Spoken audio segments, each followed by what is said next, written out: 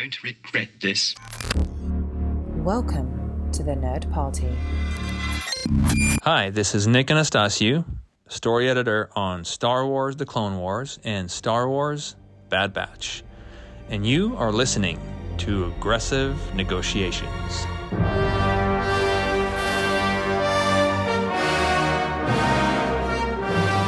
Well, hello and welcome to Aggressive Negotiations, coming at you from the Pirate Tower of Lothal as we are broadcasting our pirate signal, hacking into the Imperial Holonet to give you the latest exciting Star Wars talk from none other than Jedi Master Matt Rushing, that's me, and with me, my illustrious host and hidden Jedi Master, John Mills. John, I really do hope this VPN is working.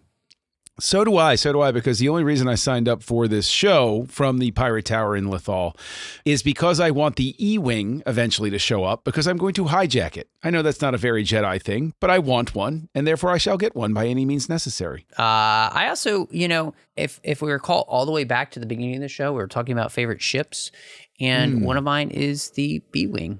The B-Wing, yes. Dude, that is one fine ship. But that's not here what we're talking ship. about, John.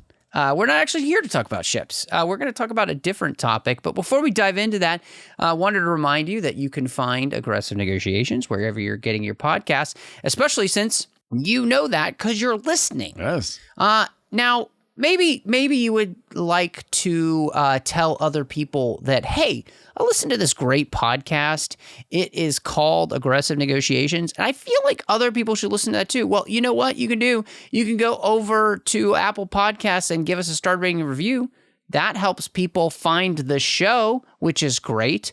You can also find us all over social media. We're on X Twitter at The Jedi Masters. We got the entire network at Join Nerd Party. You can find us on Facebook, facebook.com/The Nerd Party. You can find us online at thenerdparty.com. We're on Instagram at The Nerd Party. And I think that's probably it. I feel exhausted from talking about this, John. But the topic that I have for you is actually one that I brought up. And I thought it was a really interesting topic because, we have had a proliferation of political discussion throughout the last 10 years. Honestly, even I would say since the early 80s, this began, where discussions were happening at different places than you had seen them before. And so it got me thinking about what would political discussion have been like, and what were the spheres that they might have had? Would have been like Holonet shows? I mean, how would that have been in the early Republic? Because I have to think conversations about what was going on in the Senate, people complaining about things on, your local Holonet news channels, your favorite Holonet podcasters type of thing. What do you think this actually looked like in on a galactic sense before Palpatine took over? Well, the thing is, you talk about the Holonet, and immediately I go to the horrors of the YouTube reaction videos.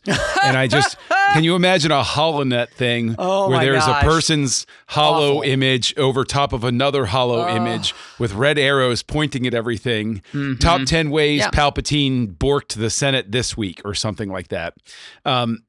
So you initially said in the early Republic, and I think that's a good place to start, actually, because I think that in the early days after hyperspace technology and communications gets established, I think you would have seen an explosion of what we would consider podcasts in the Star Wars galaxy.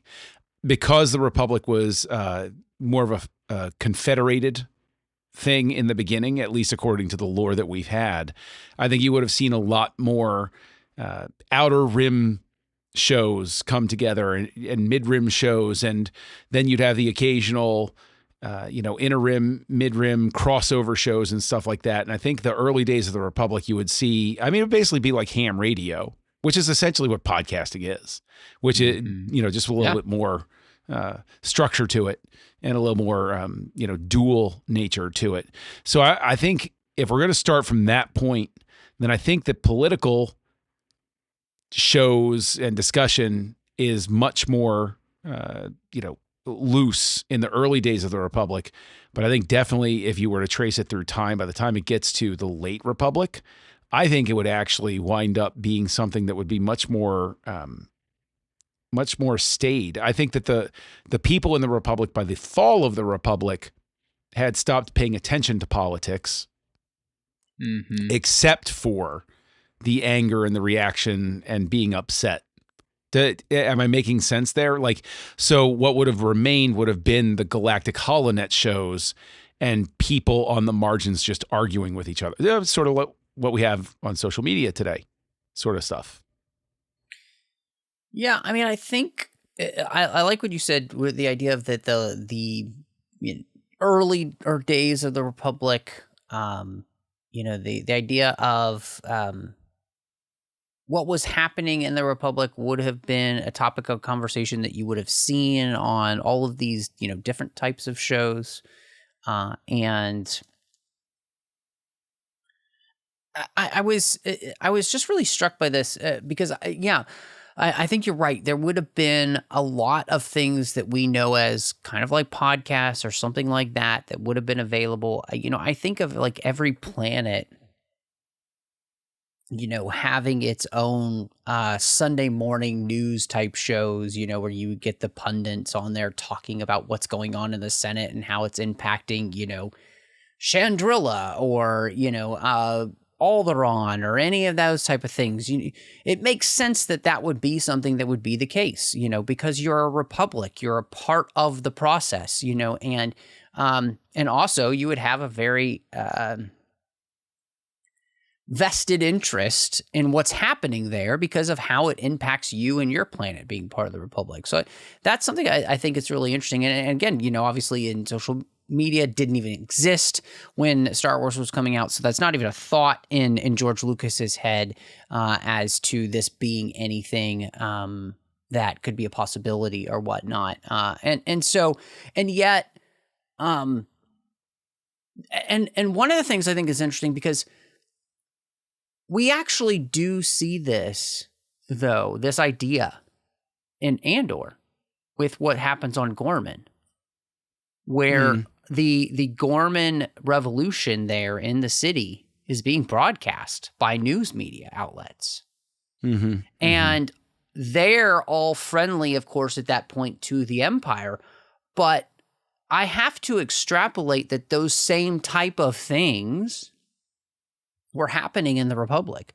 So, you would have, I think, had all of these different pundits and you would have then most likely had your more extremes on each side, and then you're kind of more middle of the ground people. And as I think you rightly said, as we get closer and closer to what we see at the end of Revenge of the Sith, it almost does seem like, at least for what we saw in Coruscant, that people just stopped caring and really just got sucked into the decadent lives that they were living, at least those who lived on the top side, and everybody else is just suffering.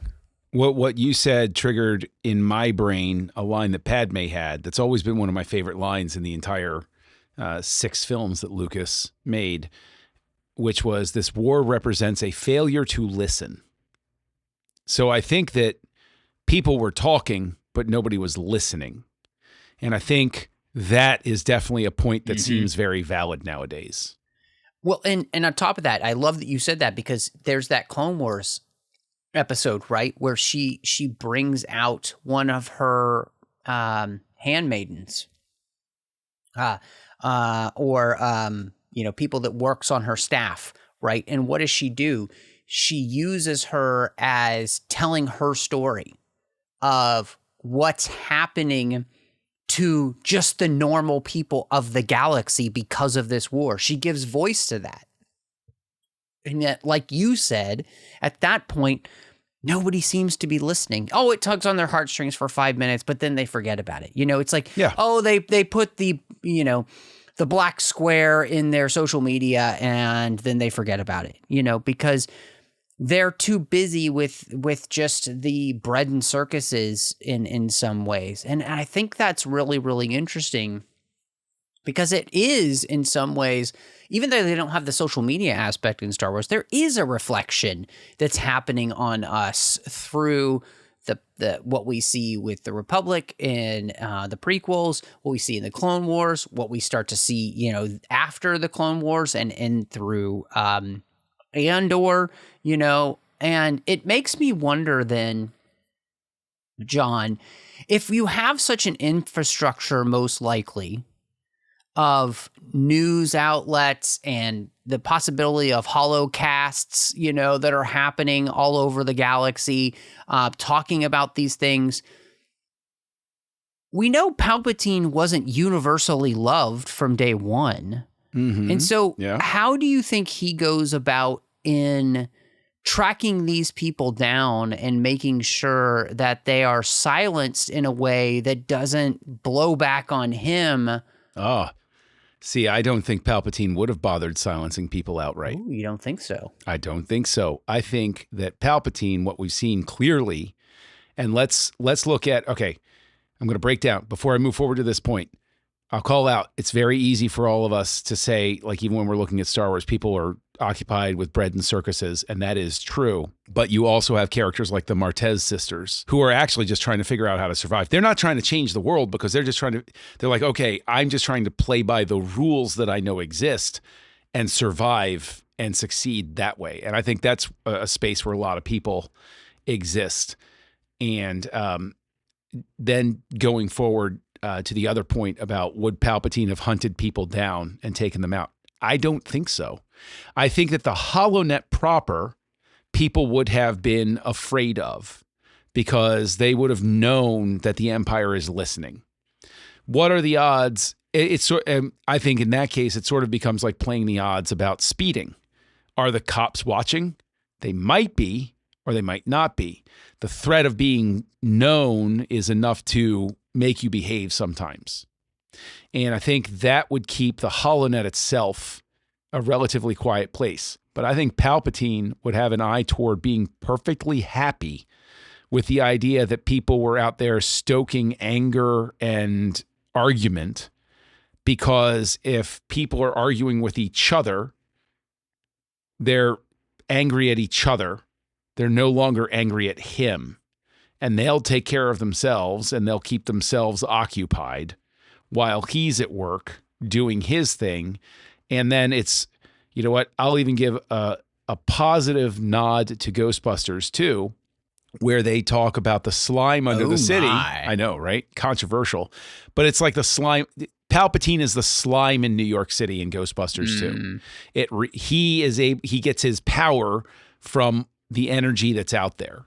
And he wants people angry and ticked off. He might occasionally, or the local governor, I should say, might occasionally go out and take care of a couple of rabble-rousers who talk too loud.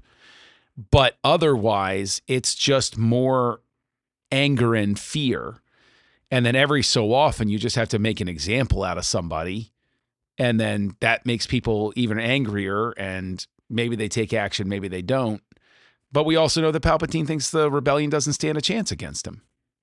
And so that's where it winds up backfiring.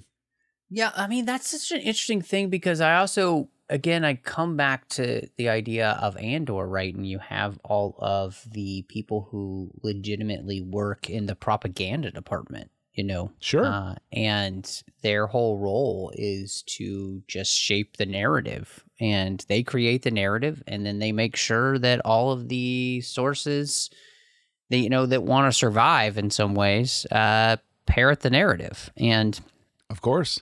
And so I think that's the other side of that, right? Like, I think you have a really interesting thought that I hadn't really considered before, which is this idea that Palpatine might not have done necessarily anything. I think I might add to that, though. I could definitely see Palpatine working to have basically assassins go after people that are maybe too popular or too well-spoken on these issues, and have them die on what looks like natural causes type of thing in a way that could never come back to him in that sense, because I don't sense, that Palpatine wants to be challenged in any way. So as long as they're infighting him of themselves, but there were always those people, which is kind of what makes the move then that you get with Mon Mothma, right? When she speaks up in the Senate.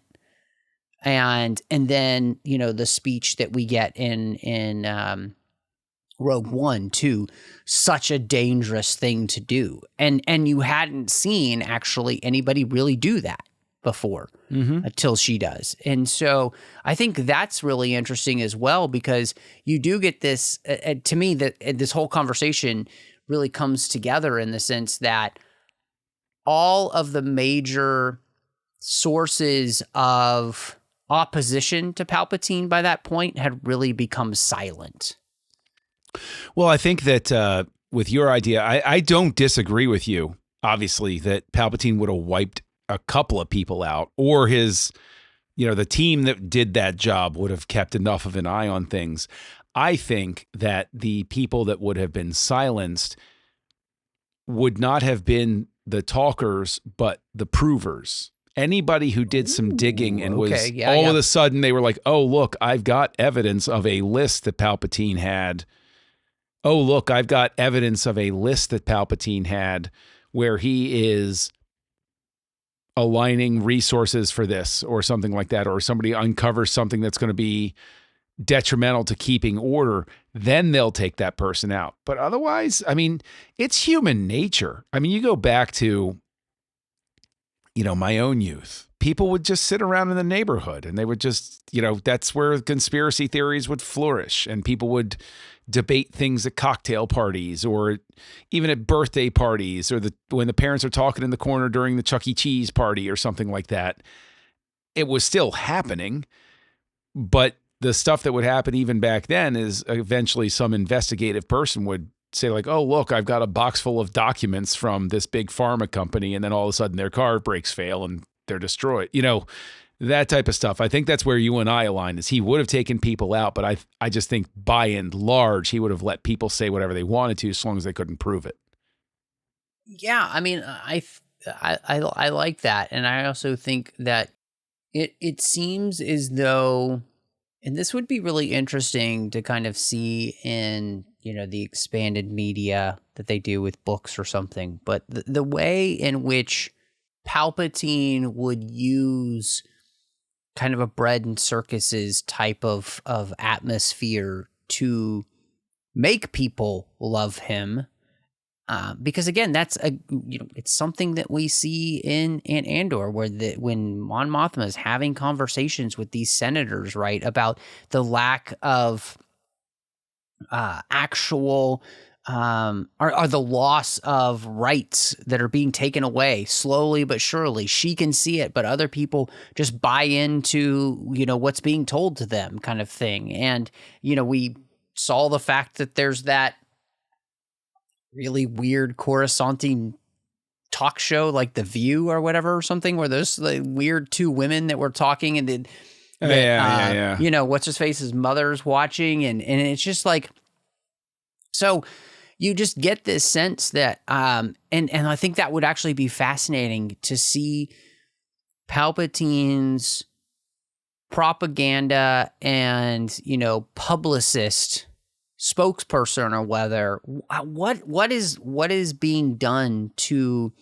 ameliorate any perceived issues by the Empire throwing money at a situation or whatever, just like, because at this point, behind the scenes, money doesn't really matter to Palpatine, and so and we know he's doing all sorts of things on like Mount Tantus and stuff that's costing who knows how many trillions or quadrillions of credits. And it doesn't even matter to that.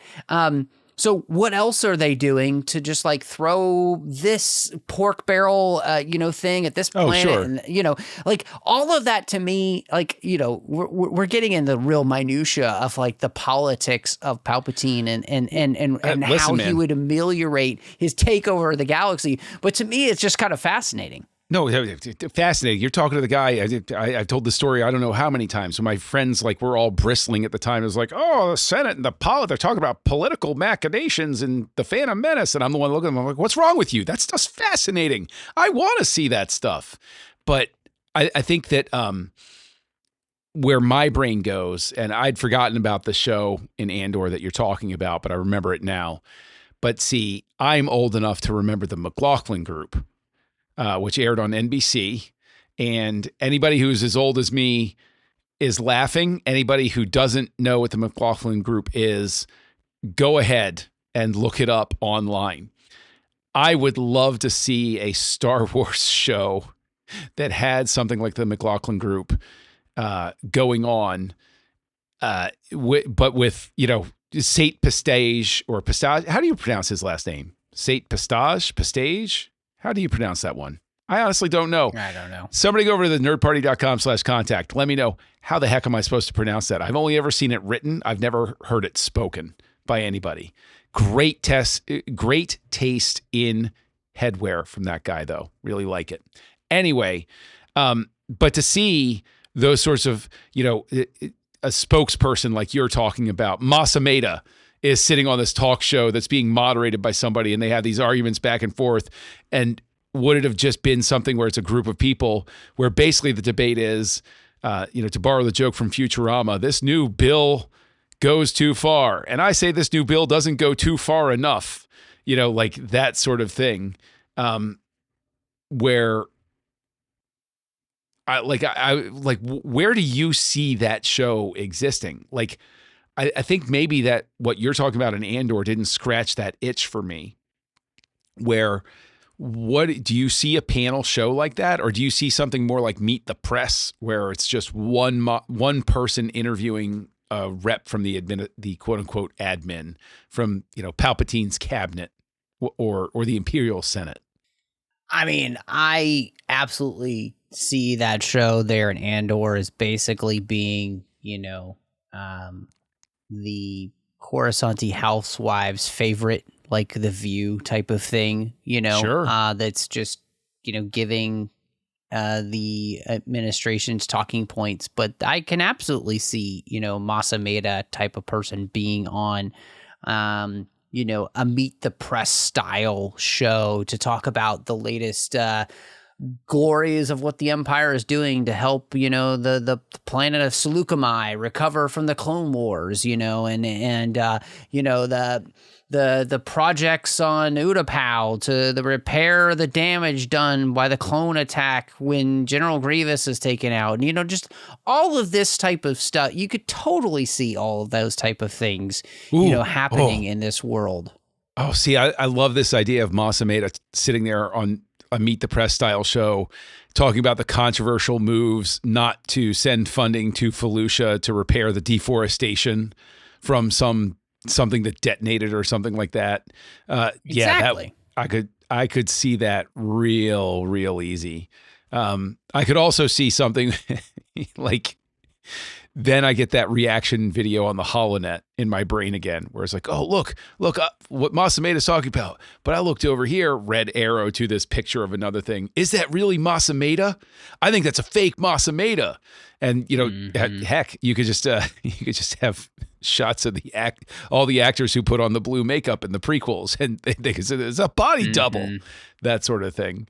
Well, and I think in all of this, right, this is the way in which, there's the famous book, They Thought They Were Free. Oh, that is absolutely required reading for anybody to read that book. And so, it's sitting on my desk here but that whole thought process, right? That's how Palpatine works. And in every sense of the word, that was the whole point of the prequels in the first place, is George talking about the way a republic and a democracy dies and falls into a dictatorship. And it's by doing it, by helping people still think they were free the whole time until the water is so hot they're boiled alive, and it's too late. So you get people to ask for it, basically. Exactly. But I think that additionally, you're looking at a situation. Palpatine says it, for a safe and secure society. That's what people want. Yeah. And if this is what's going to give it to me, that's what I'm going to do. And I'll tie it back, bring it back around, talking about like enforcement. You get enough people to buy in that Palpatine is a good. You get enough people to buy in that they're tired of war, that they're tired of this or that. You get enough people to buy in, they'll take each other out. You don't need to send stormtroopers except in the most extreme circumstances. 100%. I mean, yeah.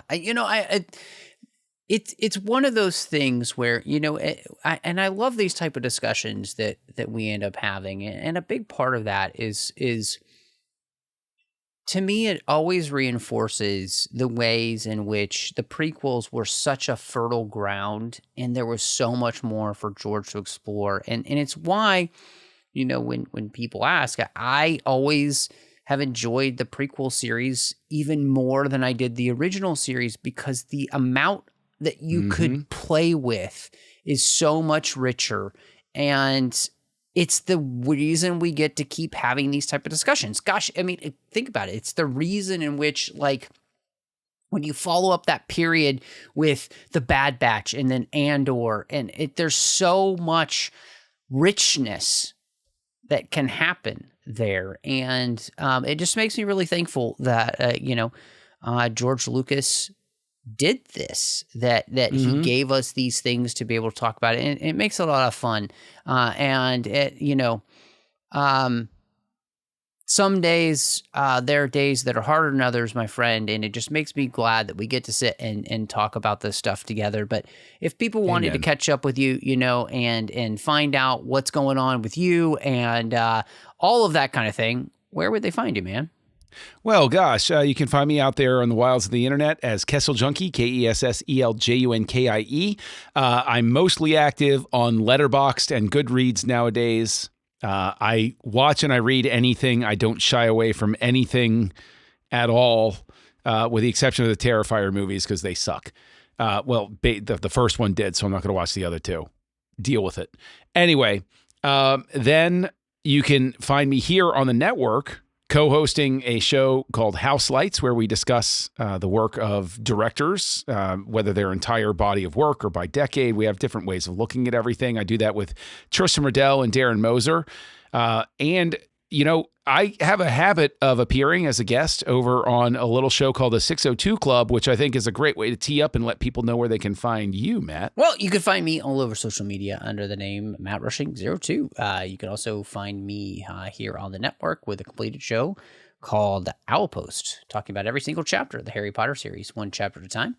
You can find me over on the TFM network in the 602 Club, like John said, talking about all of those franchises we love outside of Star Trek. And then you can find me with a bunch of great Star Trek talk with the great Chris Jones as we talk about, Strange New Worlds and Deep Space Nine and Voyager and Enterprise. And I mean, it's just the list never ends. So check all of that out. But John, you know what? I hear the that wonderful beginnings of that Jedi podcast happening right now. So I think it's time to close these negotiations because I really want to listen. Ironically, it's just somebody playing our own show for us. So Matt, negotiations are closed.